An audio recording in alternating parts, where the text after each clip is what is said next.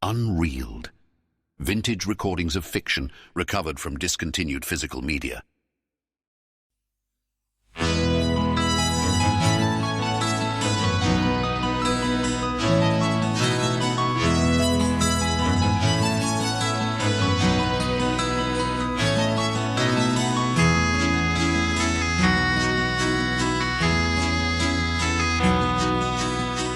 Secret 7 Fireworks by Enid, Blyton.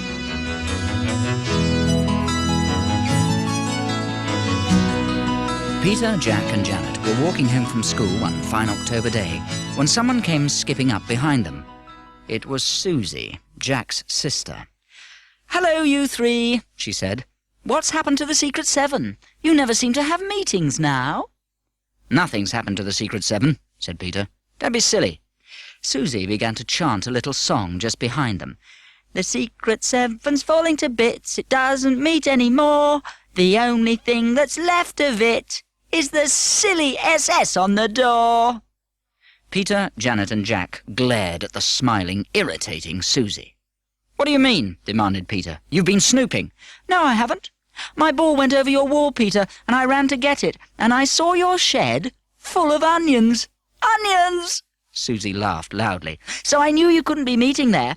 And I've a very particular reason for asking if the Secret 7 is still going on or not." "What's this silly particular reason?" asked Peter sharply. "Go on, tell us." "Well, you see, if your Secret 7 has stopped, I thought I'd like to form a Secret 7 club of my own," said Susie solemnly. "What? Copy us?" said Janet in scorn. "And anyway, forget about it," said Peter. "The Secret 7 is meeting this very Saturday morning. Isn't it, Jack?" This was the first that Jack had heard of any meeting, but he nodded his head vigorously. "Oh, yes. Let me see. 10 o'clock, wasn't it, Peter?" "That's right," said Peter, giving Janet a little nudge in case she said she hadn't heard of any meeting. Janet gave Susie a push. "Go away," she said fiercely. "You're just trying to be annoying. Fancy thinking you could run a club." "I could easily," said Susie. "You just wait and see." She skipped off, leaving the other three feeling really furious. "Can't you possibly keep that sister of yours in order, Jack?" said Peter, "like I do Janet." "You do not keep me in order," said Janet at once, and stalked off ahead of the two boys. They looked at one another. "Girls," said Jack in a disgusted voice, low enough for Janet not to hear. "They're all the same." "Except that Susie is a bit worse," said Peter. "Now look, Jack, we'd better have this Secret 7 meeting, as we said we're going to. It's an awful bore, really, because we'll have to turn all those onions out and put them somewhere else. I hope my father won't mind." "Well, look, let's all come at 10:15, not 10, and help you," said Jack. "We can easily tell the others in good time." "All right," said Peter. 10:15. "What shall we have a meeting about?" said Jack. "Nothing much has happened. No mystery or anything to work on. But we must have something to talk about." "Well, we will," said Peter, an idea suddenly coming into his head. "What about planning for bonfire night?" "Golly, yes," said Jack, thrilled. "Of course! That's what we'll have the meeting about." On Saturday morning, Janet and Peter were down by their shed, together with 2 or 3 barrows of all sizes, ready to wheel away the onions stored there. Peter went off to the tool shed to fetch a shovel. Janet began to put the onions into one of the barrows. She'd put in about 20 when Colin and George came along. "Hello," said Janet. "Password, please." "Well, it's so long since we had a meeting that we've forgotten it," said Colin. "Anyway, we'll hear it when the others come." "Here are Pam and Barbara," said Janet, hearing footsteps. "Hello, you two. Password, please." Colin and George pricked up their ears at once. Aha! Now they would know it. "Wee Willie Winky," said the two girls together, and Janet nodded. "That's right," she said. Password, boys?"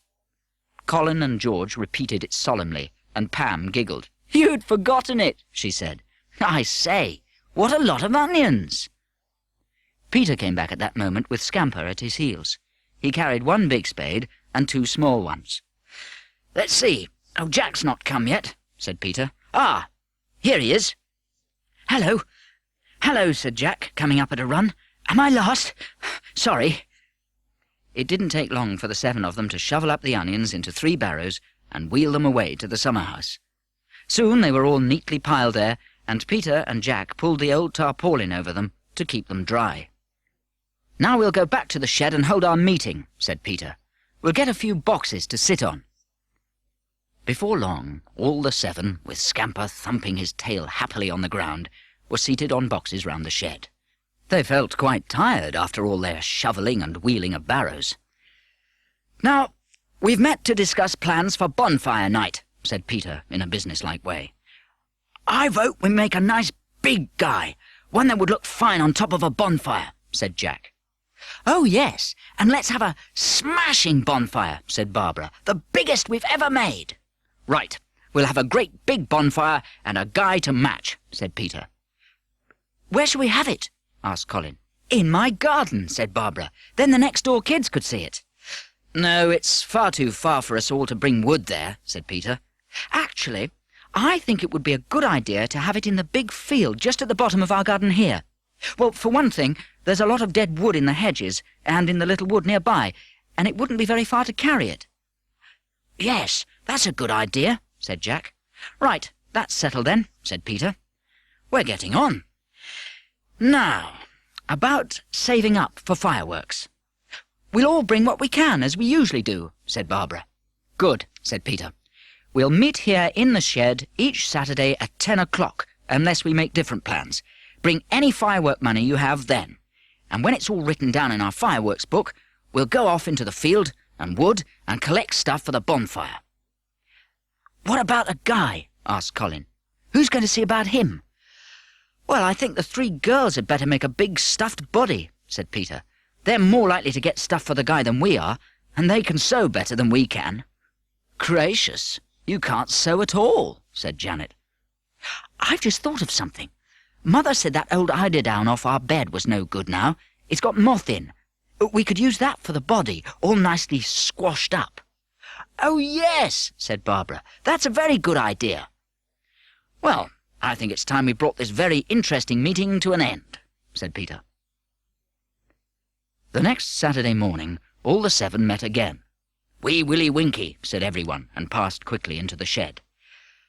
"I've got a report to make on the guy," said Pam importantly. "He's coming along nicely." "Fine," said Peter. "Tell us about him." "Well, we took Barbara's old rug," said Pam, "and Janet's old eiderdown, and we did a bit of rolling up and shaping," said Janet, "and really it's not a bad body at all. Would you like to see it? It's just behind the shed, covered over with an old rubber sheet." She went and fetched it. "We haven't made the feet and hands yet," she said, "but it's not bad, is it?" "If any of us have old clothes that will fit this big fellow, please bring them to our next meeting," said Peter. "Or give them to Janet before that, if you can." "The guy had better be kept in here, hadn't it?" said Jack. "If Susie comes snooping round, she might find it outside." "All right, we'll leave it here, right at the back, in its rubber sheet," said Janet. "Now, about money," said Peter. "Anyone brought any?" To everyone's delight, the money poured in. £2 already," said Peter, writing down names and money quickly and adding it up. "Pretty good. We've made a jolly good start. Now, what about a biscuit or 2, and then we'll set off to look for dead wood for our bonfire." "Yes!" shouted everyone, and Scamper received the first biscuit out of the tin. Then, locking the shed behind them, they set off, munching biscuits, to the field behind Peter's garden. "Let's choose a place for the bonfire," said Peter. "Not too near the hedge, in case it gets burnt." "Just here, then," said Jack, walking to a nice flat patch. "It's well away from the hedge, and we can all dance round it with plenty of room to spare, and let off fireworks." Everyone agreed, and Peter nodded. "Another thing settled," he said. "Hello, look! There's Dad's hedger and ditcher man. He might let us have all the trimmings to burn." The children went to him and watched him, admiring the way he cut and trimmed. "Good morning, Burton," said Peter. "You're making a very good job of that. Could we have the hedge trimmings, do you think, for a bonfire on Guy Fawkes night?" You be welcome to 'em, said Burton. "I'll leave this little lot here for you. Take 'em any time." "Oh, good," said Peter. "We'll do that. Come along, all of you. We'll be off to the wood now and hope we'll find stacks of deadwood. We're going to have a jolly busy morning." The 7 shuffled through the dead leaves in the wood. Peter kicked at a fallen branch. "Here's a nice bit of wood for our fire. Let's make it the beginning of our collection and bring whatever we find to this spot here under this big tree." It was fun in the wood, hunting for firewood. One by one, the 7 dragged their finds through the trees to the place they'd arranged, under the big tree. Soon quite a good pile was there. Big twigs, small branches, big ones. "Let's go to the hedger's old hut and sit down for a bit," said Jack. "I'm really quite puffed. I've got 2 packets of sweets to share out. Let's go and sit down and eat them." "Good idea," said Peter, and the 7 set off. Scamper suddenly began to bark as they came near the hut. He went slowly and stiffly over towards the shed, growling. Everyone watched, puzzled. He went right to the shed door and then let off a loud volley of barks. An angry voice came from the shed. "Clear off!" Then a stone came flying out, narrowly missing the surprised Scamper. Peter raced up to the shed at once and stood angrily at the door, glaring at 3 men inside. "What do you mean by throwing stones at my dog?" There came the sound of scornful laughter, and then a stone came spinning out of the shed door and caught Peter on the ankle. He ran back to the others, who were all standing together, amazed. "I'm going to get Blyton," panted Peter. "Watch and see if the men go." He shot off to find Blyton, but before he had time to come back, the 3 men came out of the shed, stood at the doorway a few seconds, and stared at the watching children. One of them shook his fist. The boys pushed the 3 girls behind them as the men walked towards them, but they turned off between the trees and disappeared, talking in low voices. "What a nasty-looking lot," said Janet, relieved to see them go. "I wonder what they were up to in that shed." "I've got a notebook," said Jack. "I'm going to jot down what the men are like, just in case it might be useful." "But how could it be?" said Pam. "You never know," said Jack. "Hello, here's Peter. Didn't you get Blyton?" "No, he's gone off somewhere," panted Peter. "Those men gone?" "Yes," said Colin, "and Jack's just going to jot down some notes about them. We think they're probably plotting some kind of mischief." Jack finished scribbling and put his notebook away. "Now let's take all our stuff back," he said. "Where are the ropes, Peter? Let's have the sweets in our own shed. I don't fancy Blyton's shed after those scruffy-looking men have been there." In about half an hour's time, all the twigs and rotten branches were piled up well. The 7 stood back and looked at the heap proudly. "There," said Peter. "That's a jolly good beginning, I must say." "Let's go and sit down and have Jack's sweets," said Pam. "I feel quite tired out." They left the pile of wood and went to sit in their own shed. Peter unlocked the door and they went in. Jack asked, "When's our next meeting, Peter?" "Thursday afternoon, after school." "Pam and I may not be able to come," said Barbara. "We may have an extra lesson. We're in a concert soon." "Well, come if you can," said Peter. "Same password." On Monday evening, when Peter and Janet were sitting quietly doing their homework, the telephone rang. Mother went to answer it. She called to Peter. "It's for you, Peter. Colin wants to speak to you. He sounds very excited." Peter shot to the telephone at once, and Janet went too. "Hello, Peter here." And he heard Colin's excited voice. "Peter, can I come and see you at once? Something has happened. I want to call a meeting of the Secret 7 as soon as possible." "Well, come along now," said Peter. "Better come to the shed. We'll be alone there." Peter and Janet put on their coats and slipped down to the shed, with Scamper trotting happily at their heels. Peter unlocked the door and lighted a little oil lamp his mother had given him for the shed. He set it carefully on a box. The 2 waited patiently for Colin. Then came the sound of footsteps as Colin hurried down the path to the shed, wheeling his bicycle. He rapped at the door. "Wee Willie Winky," he said in a low voice, and Peter opened the door at once. "What's the excitement about?" Peter asked. "Sit down and tell us." "I'll begin at the beginning," Colin said, whose face was red with cycling fast and with excitement. "You know where my granny lives, don't you?" "Yes," said Peter and Janet together. "Well, she's away," said Colin.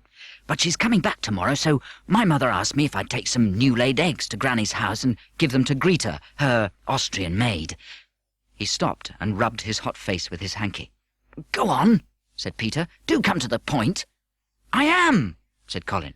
"Well, I took the eggs and ran up the road and round the corner. There was a light in the hall as usual, but I didn't knock at the front door because I always go in the back way. It saves Greta coming to the door. Well, I slipped round the back way and got to the kitchen door. It was shut, but not locked. I went inside, and as Greta wasn't there, I went through to the sitting room, where there was a light. I wondered if Granny had got back a day early. I pushed open the door, and my word, what a mess I saw. Oh, what kind of a mess? Asked Peter, thrilled. Everything upside down. Drawers pulled out and emptied on the floor, the cupboard broken open, and then I saw Granny's safe. That was broken open too. She had it behind a big mirror. I didn't know that before. Someone had taken down the mirror, found the safe, and smashed it open. It was empty. Colin, how awful, said Janet. Where was Greta? Said Peter. Surely she hadn't done all that. Oh, of course not, said Colin. I suddenly heard a wailing noise and rushed out into the hall. I traced the noise to the kitchen, and then to the larder, which was locked on the outside. I unlocked the door, and there was poor Greta inside. Well, what did you do next? Asked Peter, really excited. I telephoned the police, said Colin. I felt frightfully important ringing up the police station. 2 men came round at once, and by that time my mother and father were there too, because I phoned them as well. But why do you want to call a meeting of the Secret Seven about this? Asked Peter. We can't do anything. Well, listen, said Colin. I heard Greta giving details of the robbers to the police. 3 men. And she described 2 of them exactly as Jack described those men in his notebook, the men we saw. Greta didn't see the 3rd, but I'm sure they must have been the men we saw in Blyton's hut. For all we know, they were planning the robbery then. Wow, said Peter. Think of that. Yes, we'll certainly call a meeting tomorrow. After school sharp at 4:15. My word, what a thrill! Tuesday seemed a very long day indeed to the Secret Seven.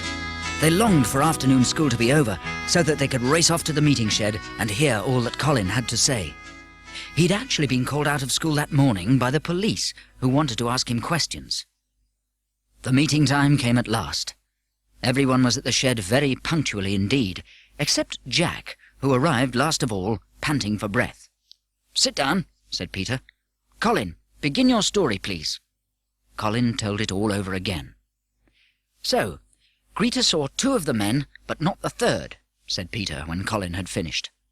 "Have you brought your notebook, Jack? I rather think we shall find the description of the 3rd robber there."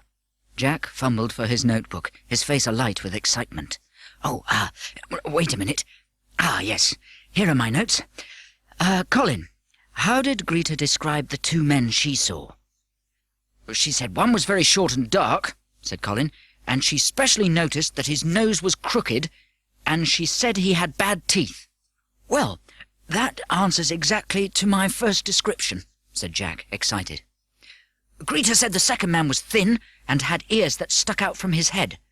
She said she thought he was lame, but she wasn't sure about that." She's right," said Jack, looking at his notes again.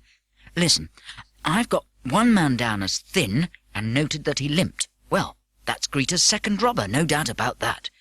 You say she didn't see the other one?" "No. She said that the men burst in at the kitchen door, and she saw the first 2 quite clearly. The 3rd man was behind them, so she couldn't describe him. The first 2 leapt at her, and she fell to the floor. Poor Greta. They turned her on her face, and the 3rd man bound her hands, and then they bundled her into the larder and locked the door. Gosh, I did have a time, seeing to Greta and telephoning the police and Mum and Dad." "I bet you did," said Peter. "Did you tell the police that you thought we'd seen the 3 men?" "Yes, I did," said Colin. "But I didn't say anything about Jack writing down the descriptions of them, because I thought perhaps he'd like to tell them himself. I mean, it might be an important clue." Jolly decent of you," said Jack. "Shall we go to the police together, straight away, Colin, with my notebook?" "Yes, you'd better," said Peter. "Thanks for calling the meeting, Peter," said Colin. "Can we have another one soon, to tell you what happens at the police station when Jack and I give them the 3rd man's description?" "Rather. Tomorrow, same time," said Peter. "And I'll see if my mother will let us have tea down here in the shed. See you tomorrow then, Jack and Colin." They were just getting up when Scamper began to bark loudly and excitedly. Then there came a loud knock at the door which made them all jump. "Open in the name of the law," said a strange, deep voice. "Gracious, it's the police again," said Colin, and opened the door. There was no one there. The seven stared out into the half-darkness, feeling just a bit scared. Scamper raced out, barking, and stopped by a bush. Peter ran up to it and shone his torch there. A delighted giggle greeted him. "Susie!" everyone yelled in a fury. "You horrid little snooper!" shouted Jack. But Susie had gone, slipping away in the darkness. Colin and Jack cycled off to the police station at once, Jack with his precious notebook in his pocket. When they got to the station, they found the sergeant there, a man they liked very much. He'd already seen Colin twice. "Hello, Colin. You again?" said the sergeant, and smiled. "Well, got any more burglars to report?" "No, sir," said Colin. "But Jack here has the description of the third man, the one Greta didn't see." "Well, I'm blessed," said the sergeant, and pulled a notepad in front of him. "How do you know what he was like? You said you didn't see anyone yourself at the house." "No, sir," said Colin. "You see, it's like this. We were out in the woods last Saturday, and we came to a hut, and inside were 3 men. They were pretty awful to us, and we thought they might be up to some mischief. So Jack here wrote down their descriptions. Jack, give your notes to the sergeant." Jack handed them over. The sergeant read them quickly. He whistled when he came to, "One was big and fat and had a moustache. No hat, gingery hair." He put down the notebook and looked at Jack. "Good work, son," he said. "Really, kids are pretty smart nowadays." He gave Jack back his notebook. "I expect those thieves are miles away by now, but keep your eyes open, will you? You and the others." "Oh, we certainly will, sir," said both boys together. They said good night and left the police station, both feeling very thrilled at having been able to help. They parted and went their separate ways. Jack went to find Susie as soon as he got home, to tick her off for breaking in on their meeting that night. "Susie!" he yelled as soon as he got in. "Where are you? What do you mean by pretending to—" "Oh, sorry, I thought you were Susie." "No, I'm Doris, who's come to stay," said the girl he thought was Susie. "This is Hilda, my sister." Jack looked at Doris and Hilda, and he didn't much like what he saw as they grinned at him impudently.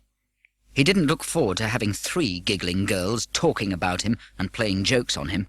1 was bad enough. Just then, Susie strolled up. Jack rounded on her. "You behaved abominably," he said, "breaking in on our meeting like that." "Ha, ha," said Susie. "Hilda, Doris and I are going to form a club ourselves. We shall call it, the Tiresome 3. So look out. We might join you one night." Peter asked his mother if he could have the Secret 7 to tea the next day, Wednesday, and she promised to provide cakes, biscuits, and lemonade. Everyone was very punctual, and they talked as they munched away at their tea. Jack told them about Susie and the Tiresome 3. Peter groaned. "Don't say they're going to play silly tricks on us. Really, I'm getting awfully tired of Susie," he said. "Well, it doesn't much matter if they raid us while we're here," said Janet. "The door's locked, and if they come when we're not here, the door will still be locked." "How are you getting on with the guy?" asked Jack. "We'll show you when we begin the meeting," said Janet. "We've got some fine clothes for him. He's there, waiting at the back. Oh, he still needs a mask."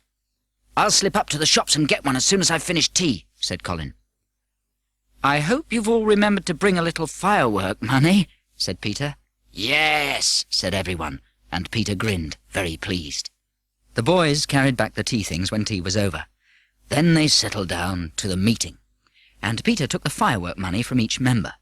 He added up the total. £4 10p. Pretty good, you know. And there's still some time to go. Oh, we mustn't forget we've still got to build our bonfire higher. We can collect more wood on Saturday morning, said George. Now, what about dressing the guy? Colin, what about you going to buy a mask before the shop's shut? Right, said Colin, and slipped out of the shed door. Shan't be long. The others began to dress the guy. A little later, Scamper growled and ran to the door. Susie, the tiresome three, said everyone. But they were wrong. It was Colin, carrying a mask and in a great state of excitement. He waved an evening paper at them. I say, there's news about the thieves who got into Granny's house. They've caught 2 of them. It's all printed here. Look, stop messing about with the guy and listen. Go on. Do read it, said Janet impatiently. It is reported this afternoon that 2 of the thieves who robbed Mrs. Strangeway's house on Monday night have been caught by the police.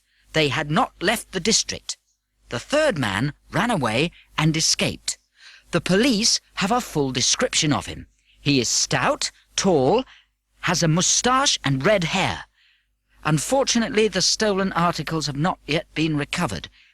Anyone having seen a man of the above description is asked to contact the police. Gosh, said Peter as Colin finished reading. So they've got 2 of the men already. Probably the 2 thieves who were caught will soon confess where they hid the stolen things, said Pam. Well, I should think that the 3rd man, who wasn't caught, will certainly go and take the things from whatever hiding place they're in now and hide them somewhere else, said Peter, just in case his pals gave away the hiding place. He could then wait a bit till all the hue and cry had died down and take them for himself. Oh, I bet the man who's free will have put 100 miles between himself and the police by now, said Jack. Let's get on with the guy, said Janet. What do you think of him, Colin? She and Pam pulled the guy in front of Colin. He looked very strange in his big trousers, carefully pinned in place, his enormous dirty old tweed coat with the half-brown, half-yellow buttons and large rubber boots. Scamper began to bark angrily. He simply can't bear our guy, said Pam. Did you get a mask, Colin? Oh, yes, there it is. Put it on the guy, and then we can put the cap on his head. Colin carefully fitted the big mask over the front of the guy's head. Everyone roared with laughter. The guy seemed very real now he had a face. He looks awfully uncomfortable sitting on that box, said Janet. I think there's an old chair with arms in the stables, said Peter. Nobody uses it now. Let's go and get it, shall we?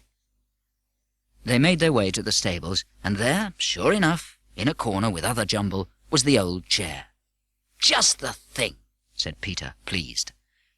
They took the old chair back to the shed, Peter shining his torch as they went. When they came in sight of the shed, glowing by the light of its little oil lamp, they stopped. Peter's torch had picked up something standing against the shed, near the open door. Whoever was it? It's our guy, cried Janet in fright. Yes, there was the guy, sure enough, leaning against the shed, quite still, his mask looking exactly like a face. And then came the sound of suppressed giggles from somewhere nearby. "Susie!" yelled Jack in fury. "You've taken our guy and stood him outside. Wait till I get you 3. How dare you!" There came the sound of more giggles, then scampering feet. The tiresome 3, having made their first raid, were gone. The Secret 7 were really very angry to think that the tiresome 3 had actually dared to go into their meeting shed and take out the guy. What idiots we were to leave the shed open, even for those few minutes, groaned Peter. They sat the guy down in the chair, having first put a sheet of wood under him to stop him sinking down through the broken cane seat. He sat there, his arms on the arms of the chair, looking as if he wanted to smoke a pipe or read a newspaper. "I say, it's getting pretty late," said George, looking at his watch. "I've got homework to do. I must go." The meeting broke up, for not only George had homework to do. Soon the shed was in darkness, the door securely locked, and the key in Peter's pocket. The guy sat there in his chair, alone. Jack cycled home fuming with rage. He went to put his bicycle away, and suddenly spotted a faint light in the summer house down the garden. "Hello, who's there?" he thought, and crept down to see. He heard low voices and recognized them at once. "Susie and the others. A meeting of the tiresome three, I suppose," thought Jack grimly. "All right, I'll do a little snooping this time." He stood close to the windows of the summer house, thinking that it was a remarkably cold spot to choose for a meeting place. He heard Susie's voice. "We can't let the Secret Seven crow over us with a guy like that, and firework money for tons of fireworks, and the biggest bonfire in the district," she said. "I wouldn't mind if they'd let us share in the fireworks and see the bonfire and help them to burn the guy, but they're jolly mean, all of them, and they just won't share a thing." "Well, we'll raid them again," said a voice. It sounded like Hilda's. "What about their bonfire? Where is it? Can't we raid that?" "I don't know where it is," said Susie.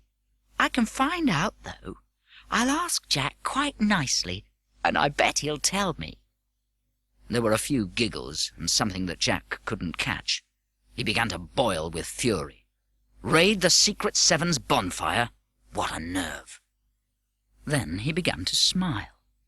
He could send the tiresome three on a long, long walk with no bonfire at the end of it.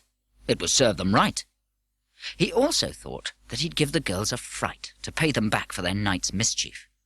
He opened his mouth and gave a weird and wonderful groan that startled even himself.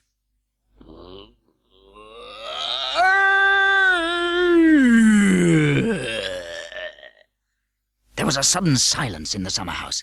Then he heard Susie's scared voice. "Gracious! Whatever was that?" Jack groaned again, ending in a most blood-curdling yowl. With 3 terrified shrieks, the tiresome three stumbled out of the summer house and fled up the garden at top speed. Jack went into the summer house and collapsed on the seat, holding his sides with laughter.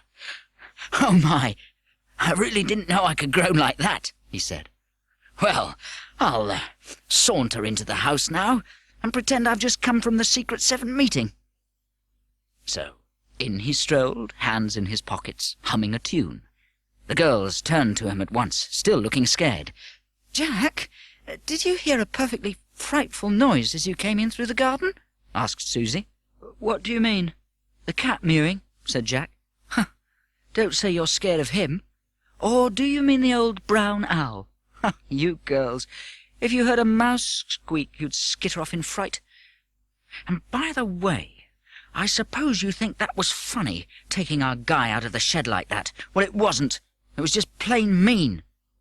"Well, aren't you mean?" demanded Susie at once. "You won't share your guy, and we haven't one. You won't share your fireworks, and we've none. And I bet you won't even tell us where your bonfire will be. You won't even let us see that." "Where is the bonfire?" said Hilda, looking very innocent. "Fancy not even telling us that." "Oh, I'll tell you where you'll find the bonfire we've built," said Jack. "You know Haling's field that runs up that very steep hill? Well, you'll find a bonfire there, all ready to light. Now don't be mean and light it. I don't trust you 3 giggling fatheads an inch." He strolled out of the room, and the tiresome 3 grinned at one another. "Easy, wasn't it?" said Susie. "We'll go there tomorrow and pull their bonfire to bits."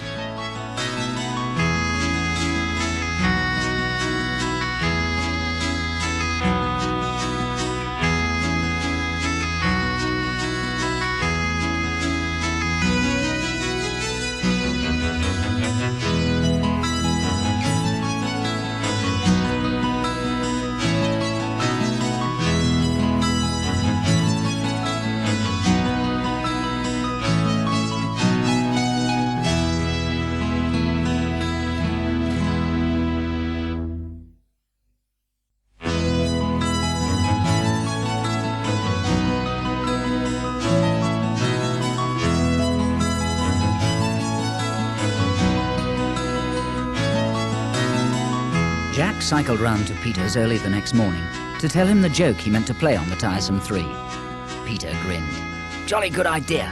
I'll cycle up Haling Hills with you now, and we'll take a few miserable twigs and a note to put under them. When will the girls go up, do you think?" "After school, I imagine," said Jack. "I'll write a note now," said Peter, getting out his notebook and pencil. He scribbled something and signed it, then passed it across to Jack. "You can have the whole of this bonfire if you like. Hope you enjoyed your climb. A good laugh from the Secret Seven." Jack chuckled. "Ha, jolly good. That'll make them wild. They'll have all that long climb for nothing. All the same, we'll have to keep an eye on our real bonfire, Peter. I wouldn't be in the least surprised if they didn't come and look for it and kick it about when they find they've been tricked into going up to the top of Haling's Hill." "Yes, we'll certainly keep an eye on it. One or other of us had better keep guard there, I suppose," said Peter. "Now what's today? Thursday. We'll all meet this afternoon, I think, and we'll take what money anyone brings and arrange for 2 of us to go and buy the fireworks on Saturday. Better not leave it too late, or the best ones will be gone." The Secret Seven met again in their shed that day at 5:15, when everyone had had tea. The guy sat sedately in his chair, while Peter collected a little more money. £5.60, he announced. "Jolly good. Now, who'd like to come and choose the fireworks with me tomorrow at dinner time instead of waiting till Saturday? I thought 3 of us could go, and the rest can say now if there are any particular fireworks they'd like us to get." It was decided that George and Pam should go with Peter. Then Jack, grinning all over his face, told the 7 how he'd done a bit of snooping on the tiresome 3 and heard their threats of raiding the bonfire, and how he'd told them they would find a bonfire laid on the top of Haling's Hill. "And we went up there this morning, Peter and I, and put a silly little twig fire ready with a note from the Secret Seven," he said. "I bet the tiresome 3 have taken a long walk up there after school today." "They'll be furious," said Janet. "I hope they won't come and raid our bonfire." "I don't think they know where it is at present," said Jack. said Scamper suddenly, and made them all jump. "What's up, Scamper?" said Jack, startled. said Scamper again, and all the hairs on his neck rose up. He ran to the door and listened intently. Pam suddenly gave a loud shriek and made everyone jump violently. Janet turned on her angrily. "What did you scream like that for?" Pam pointed to the little shed window with a shaking finger. A face looked in there," she said. "I saw it." "Then it is Susie and her friends," said Jack fiercely. They all ran to the door and pulled it open, and Scamper ran out, barking. He sniffed all round, and then stood still, growling again. "They've gone," said Peter, shining his torch all round. They all went back, and Peter drew the curtain across the window. "Better break up the meeting now," he said. "Meet here on Saturday morning, please, and we'll finish building the bonfire. Jack, tell Susie we saw her, or one of the others, peering in, and tell her we hope they enjoyed their long walk." "I will," said Jack, and cycled off. To his great astonishment, he met Susie, Hilda, and Doris at his front gate, walking wearily into the drive.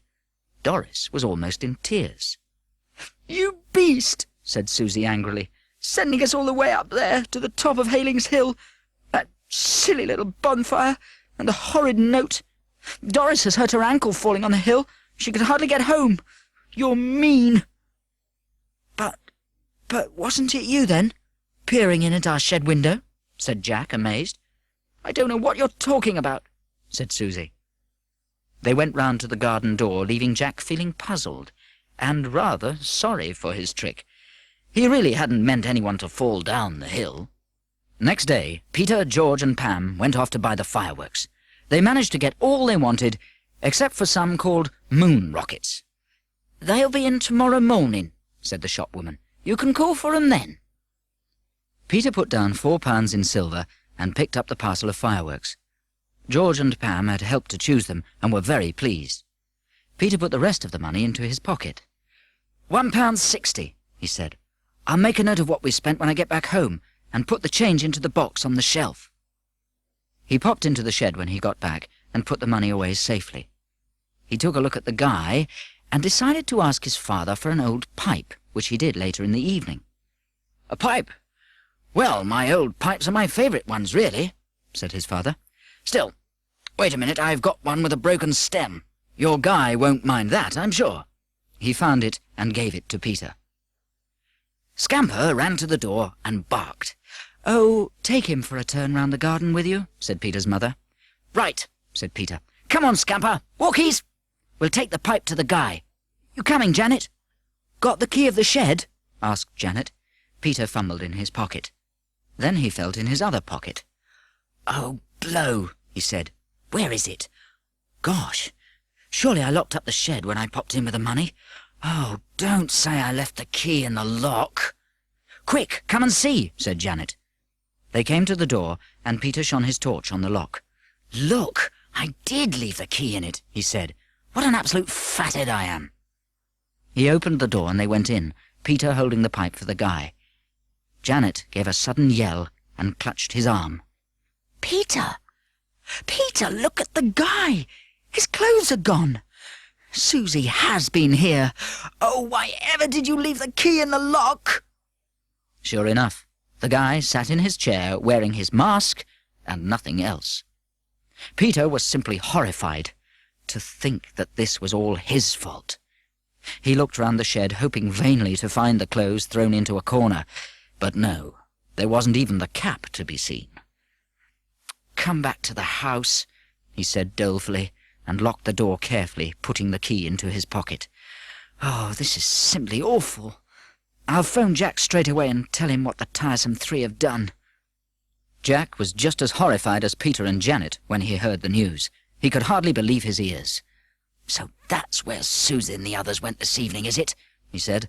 "I thought they were having one of their silly meetings down in the summer house. But they must have gone to our shed. My word, I'll go for Susie over this." He slammed down the receiver and went to find her. She, Hilda, and Doris were sitting by the fire reading. Jack exploded angrily and pulled Susie's hair hard. "What have you done with our guy's clothes? So that's where you disappeared this evening. You went stealing."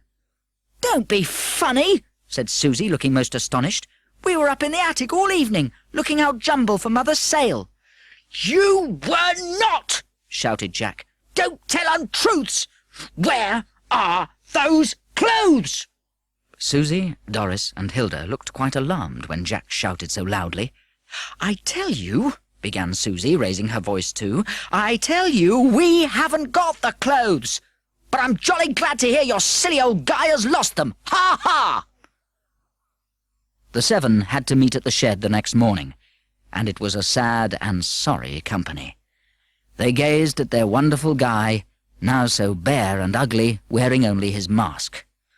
"Well, we'll have to try and get some more clothes," said Colin. "We bought the fireworks," said Pam, changing the subject, very sorry for poor unhappy Peter. "Fine ones. And we kept back £1.60 to buy some of those new moon rockets. Shall I pop up to the shop and see if they're in, Peter?" "Yes, do," said Peter, taking the money box from the shelf. "The money's here." He shook the box, suddenly looking alarmed. He put it down quickly on the little table and took off the lid. He looked up, dismayed. "The money's gone," he said. "Not a penny of it left. £1.60 all gone." There was a dead silence. Even Scamper did not move an ear. Then Jack spoke, his words falling over one another. "If Susie took it, it was only a joke, Peter. Really it was. She's not a thief." "Well, didn't she steal the guy's clothes?" demanded Barbara. "I wouldn't put anything past the tiresome three." No, wait," said Peter. "I feel like Jack. I don't believe Susie would ever steal. After all, she's Jack's sister. I think she and the others may have taken the clothes and the money to pay us back, meaning to keep them till after bonfire night and then give them back."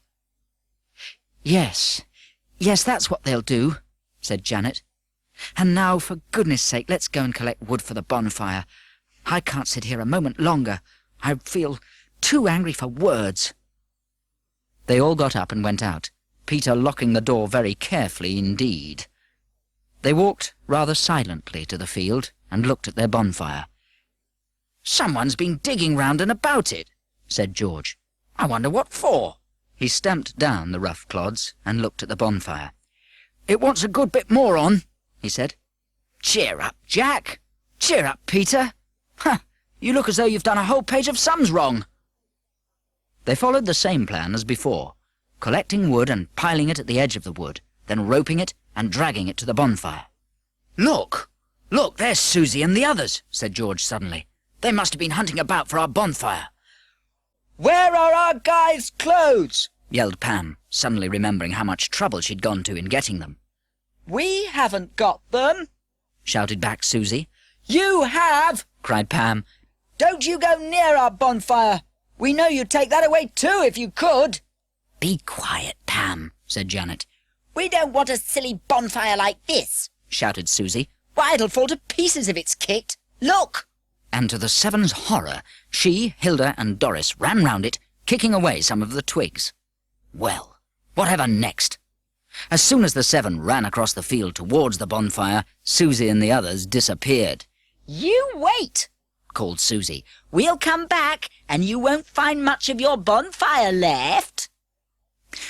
"We'll just have to put someone on guard," said Peter dolefully. "I'm beginning to think it was a great mistake to quarrel with Susie. She's too clever." "No, I know a better idea than that," said Jack. "I'll watch Susie and the other girls. I won't let them out of my sight. And tonight I'll take them to the cinema, so that I know they'll not be up to mischief. Mother said she'd give me the money for it." "Oh, it's a very good idea," said Janet. "And it does mean we won't have to stand about in this cold field all day watching the bonfire. Do you want Peter to keep you company?" "Oh, all right," said Jack gratefully. "It would make things a bit easier." So that night, Peter and Jack solemnly took the three giggling girls to the cinema. His mother was very pleased. Next morning, which was Sunday, the three girls went to church, Jack with them. But in the afternoon, Susie grew restive. "Oh, let's go for a walk," she said to Hilda and Doris. Jack pricked up his ears at once. "Ah, where to? The bonfire field?" "I'll go with you," he said. "No, thanks," said Susie. "I don't particularly want to be under your eyes any more. What do you think we're going to do, Kick your bonfire to pieces? I bet that's what you're thinking." As that was exactly what Jack was thinking, he couldn't help going red. And then, just at that moment, his father called him. "Jack, old son, come and give me a hand with cleaning the car, will you?" he said. Well, I thought of going out for a walk with the girls," said poor Jack. "We can spare him, Dad," said Susie with a wicked grin. "So long, Jack. Be good." And away went the three girls, leaving Jack to go out to the garage and begin hosing the car. Can I go and telephone Peter, Dad?" he asked his father. I've just remembered something important." "Well, wait till you've finished the hosing," said his father. "It can't be so terribly important that you have to go at once." So, for 3/4 of an hour, Jack worked on the car. He was very glad to rush off to telephone as soon as his father gave him permission. "Peter, is that you? Listen, Susie and the others have gone out for a walk, but it's just possible they may go to the bonfire field. Keep an eye there this afternoon, will you?" "Right," said Peter. "Thanks for phoning." He called to Janet. "Hey, Janet, that was Jack. He says Susie and her friends have gone out for a walk. Will we keep an eye on the bonfire?" "Oh, my goodness. We'd better go out into the field straight away." No one was there. The field was empty. Probably Susie had taken her friends quite a different way. Peter glanced at the bonfire. What a shock he got. He clutched Janet's hand and pointed, unable to say a word. There was very little of the bonfire to be seen. It had been scattered over a wide area. Big twigs, little twigs, branches, there they lay on the grass. "They've destroyed it," said Janet, and tears came to her eyes. "Oh, how could they? It was such a beauty, too, so high and wide. Oh, Peter, why didn't Jack telephone sooner? We could so easily have driven Susie away." Peter was very red in the face. He stared at the ruined bonfire, his mouth set and angry. "Susie must have gone mad," he said at last, and marched over to what was left of the great heap. "What's this hole?" said Janet in surprise, as they came up to where the bonfire had been built.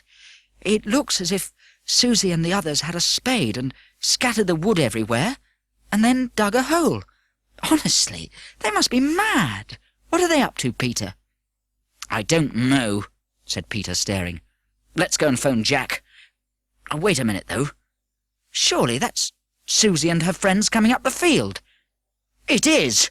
Let's go and tackle them. Let's see what they've got to say. Come on!"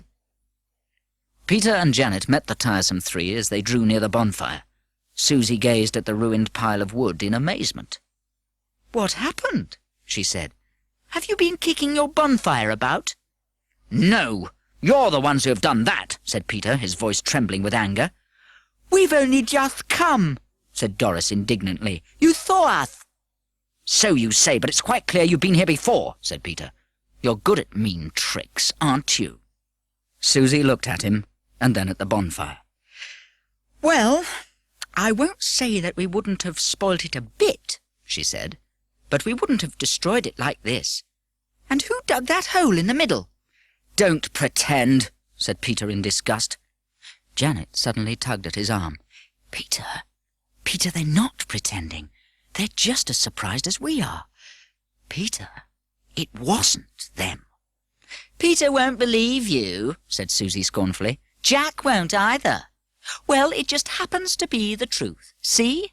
We've only just come. So what about looking round and finding out who really did do all this?" Peter and Janet stared at her. She spoke very earnestly indeed. "You think we took your guy clothes and your money, and now you think we've ruined your bonfire. Well, we didn't, and that's the truth." And with that, Susie, Hilda and Doris marched off. Janet found her tongue at last. She turned to Peter. "It's someone else, Peter. Someone else who's playing tricks." "But who?"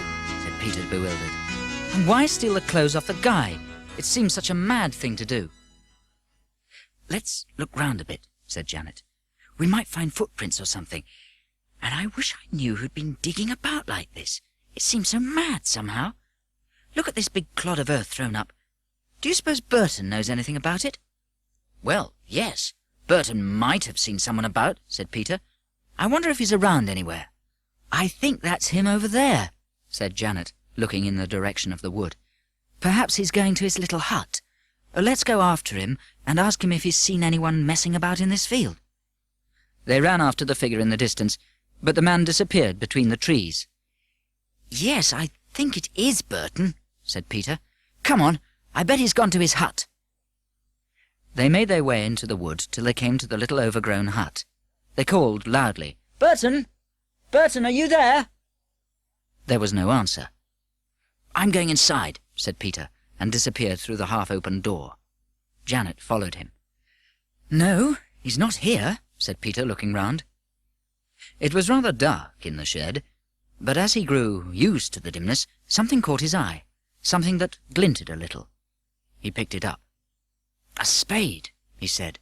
"And look, Janet, it's Burton's. It's got his name burnt across the handle." Janet looked distressed. "Peter, you don't think it could be Burton doing all these things, do you?" she said anxiously.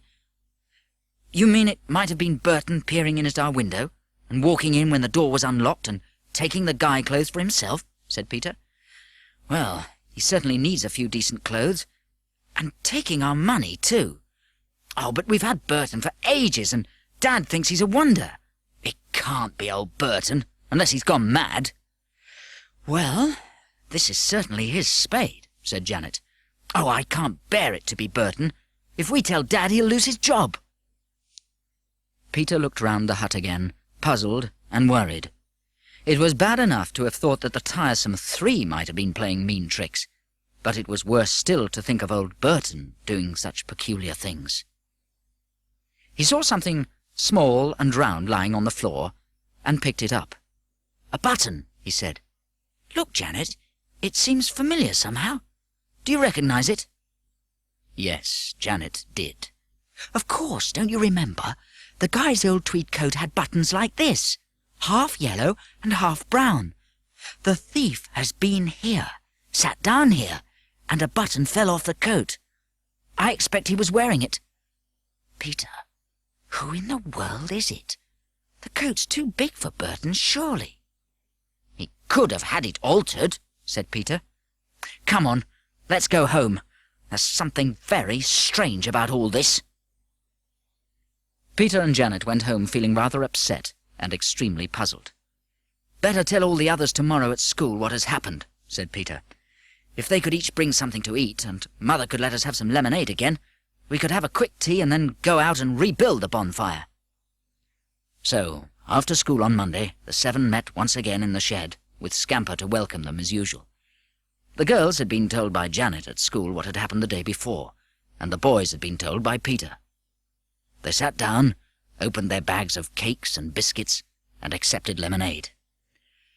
"Well," began Peter, "you know more or less what happened to our bonfire yesterday.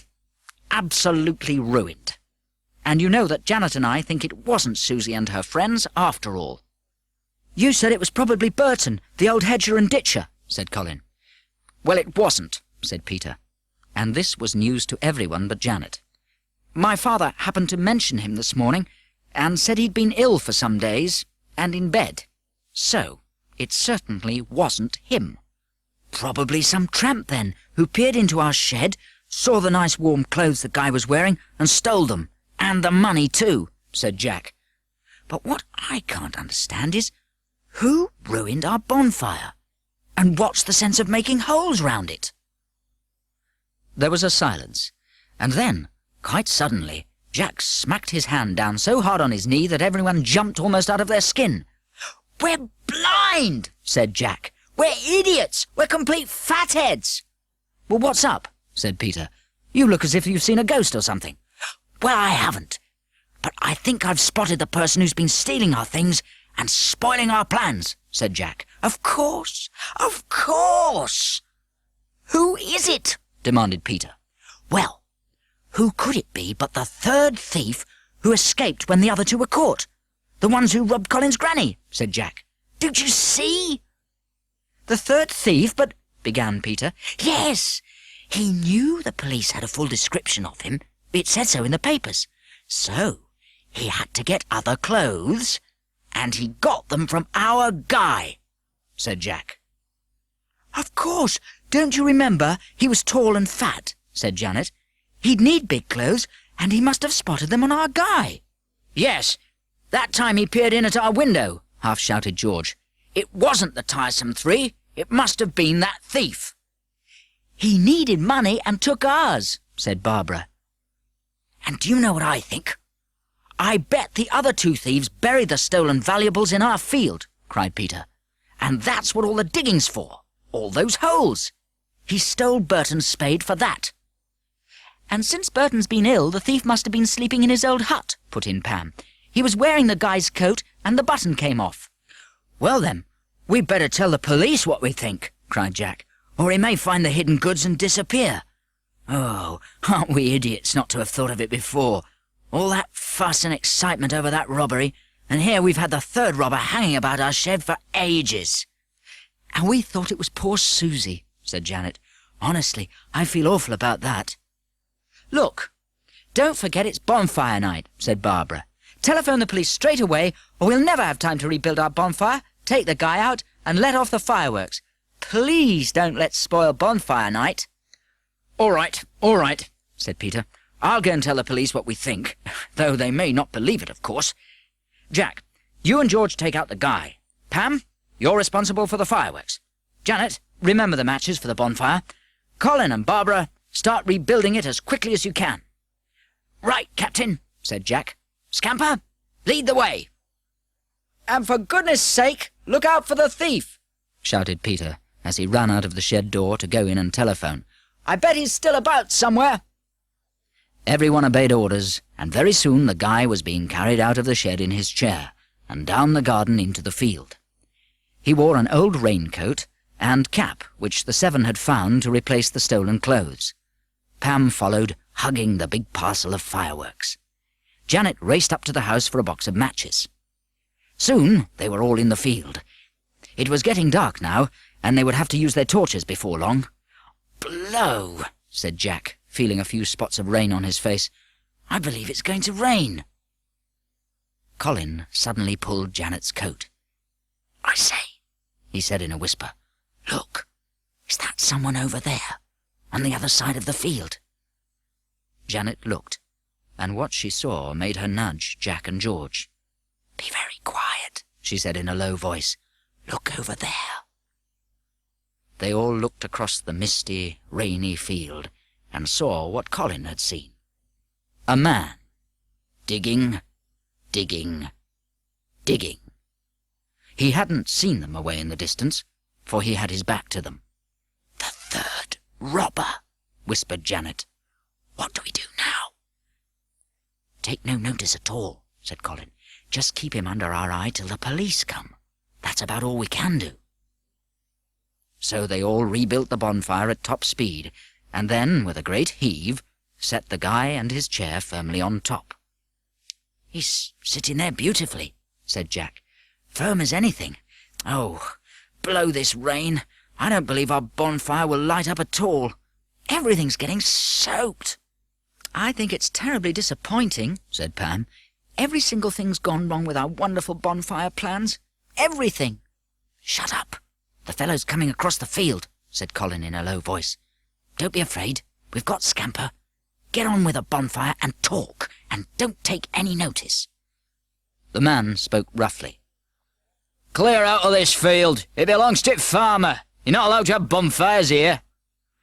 "My father is the farmer it belongs to," said Janet. "He knows we're building it here. Oh, please be careful of our dog. He bites."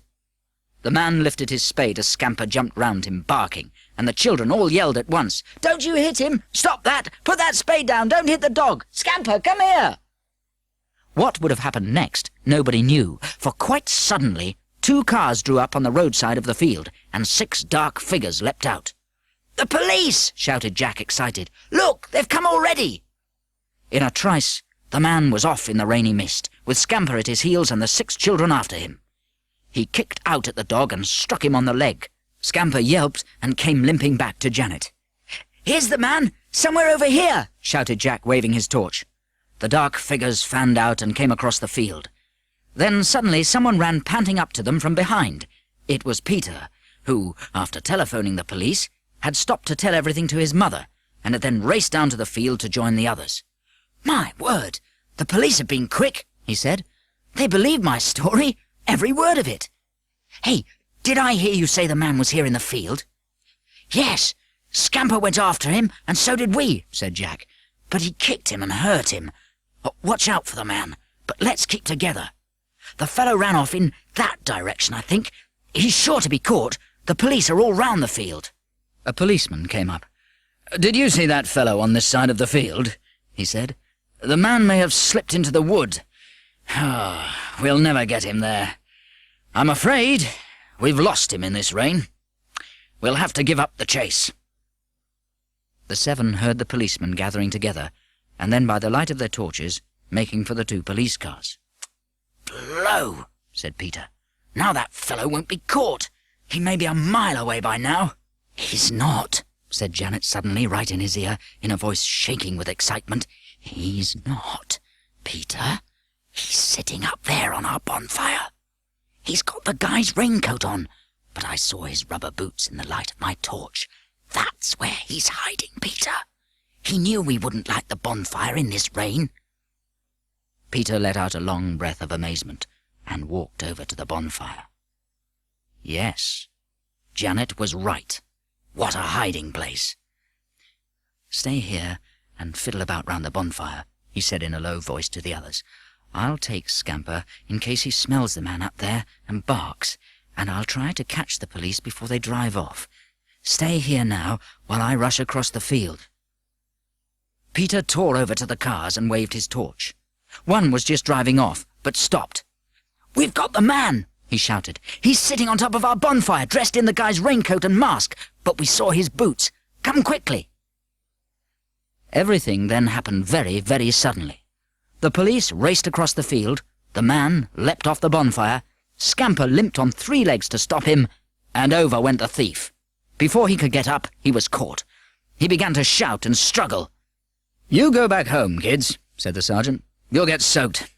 Sorry your bonfire night's been spoilt. You'd better have it tomorrow. We'll be digging up this field in the morning, and maybe we'll get the buried goods before you light your bonfire. We'll come and dance round it if we do." The 7 watched the policeman disappear through the rain, the prisoner held tightly.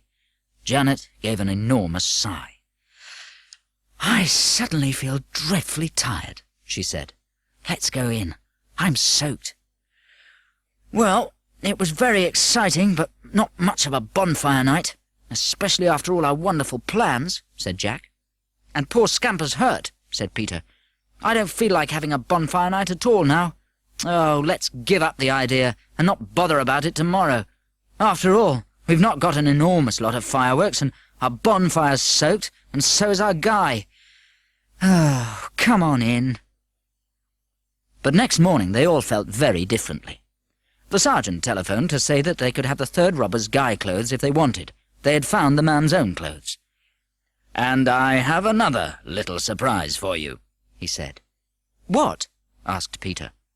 "Well, I'm very pleased with your help," said the sergeant, "and I'm sending along a bumper box of fireworks with my best thanks. Enough for about 20 of you.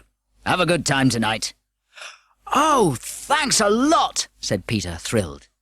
All the others were delighted too when they heard, and great plans were made after morning school. "My mother says you're all to come at 5, and she'll give us a smashing tea, and Dad'll come out and set the bonfire going with us," said Peter. "And Burton's coming back today and says he'll build a bonfire sky high," said Janet. "The other wood is soaked through. He'll bring some dry branches from the woodshed." "There's just one more thing," said Peter. "Jack, I feel awful about Susie. We accused her and the others of... Well, go on, say it. Of stealing," said Jack. "Well, they didn't have any fireworks last night either. I expect you'd like them to come to our show tonight, wouldn't you?" Yes, we'd all like them to come," said Peter. "Oh, but do you think Susie will want to come? After all, we were pretty beastly in the things we said." "Well, let's write her a note from all of us," said Janet. So between them they wrote a note, and Jack gave it to Susie. She looked most astonished, and opened it at once. "Dear Susie," she read, "first of all, we're very sorry for all the awful things we said.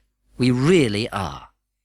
We would be awfully glad if you and Hilda and Doris would come to our firework party tonight. We've been sent the biggest box of fireworks you ever saw.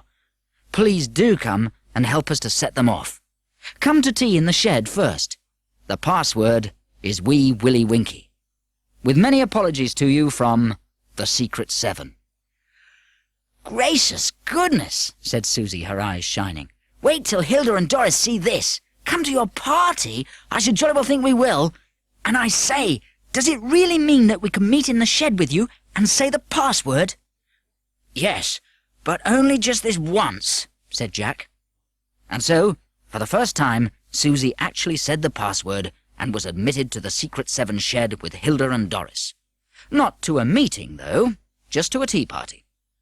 She behaved very nicely, and Janet began to wonder how they could have thought such dreadful things of her and the others. Well, let's make the best of tonight, she thought, and they certainly did. The bonfire was burning high. What a sight the flames were! And there was the old guy, plump and wobbly, dressed in his coat, trousers, boots and cap, sitting high on top. Bang! A rocket flew by his ear and made him jerk back his head. "He's laughing! The old guy's laughing!" shouted Janet, dancing round the bonfire. "He says he's as warm as toast at last. Oh, look out, Peter! That rocket went very near your nose!" Only one figure was missing from the grand firework party. Dear old Scamper. He was terrified of bangs and crashes, so was lying comfortably in his basket by the fire, pretending that he couldn't go because his leg was bandaged. Goodbye, Scamper. Give the Secret 7 a lick from us when you next see them.